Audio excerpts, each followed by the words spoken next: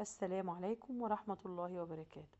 اللهم صل وسلم وبارك على سيدنا محمد وعلى آله وأصحابه أجمعين. بسم الله والصلاة والسلام على رسول الله. حياكم الله، يا رب تكونوا بخير وفي أحسن حال.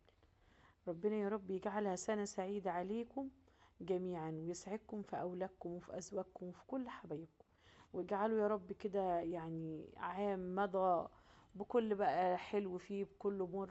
أهم حاجة إن احنا بخير، ولادنا بخير وجميعا بخير. ربنا يبارك في صحتكم يا رب، اللهم آمين. ويجعلها إن شاء الله سنة سعيدة عليا وعليكم وعلى أمة محمد أجمعين يا رب العالمين. تعالوا نسمي الله كده، وما تنسيش اللفة الجميلة في القناة. اعملي متابعة للقناة ومنشين الفيديو كده. ربنا يسعدكم يا رب، وبالله عليكم المشاهدة ربنا يسعد قلوبكم يا رب العالمين. زي ما انتم شايفين النهاردة كده هنعمل أحلى صينية مسقعة، طبعا أكلات آخر الشهر. عايزة أقول لكم أنا المسقعة دي عملتها النهاردة كانت جبارة بجد، حلوة قوي ما شاء الله. طبعا معايا ما شاء الله اللهم بارك، دول كانوا كيلو ونص بتنجان.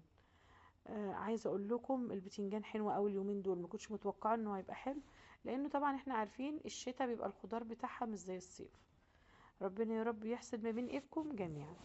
معايا ربع كيلو لحمه زي ما انتوا شفتوا كده اهو.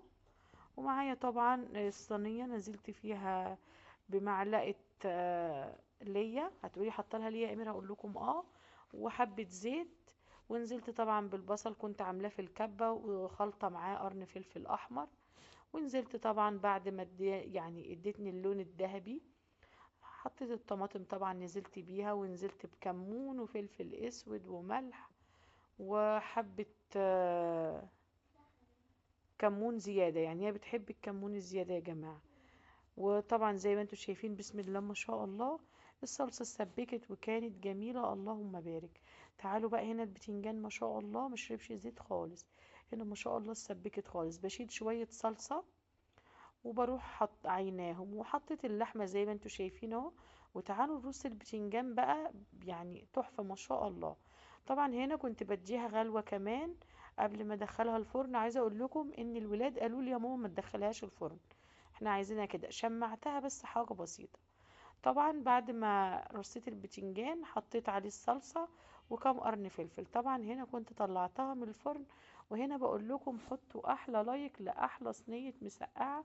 ربنا يحسن ما بين ايدكم جميعا يا رب العالمين. شايفين ما شاء الله الجمال والحلاوة. في حفظ الله، والسلام عليكم ورحمة الله وبركاته.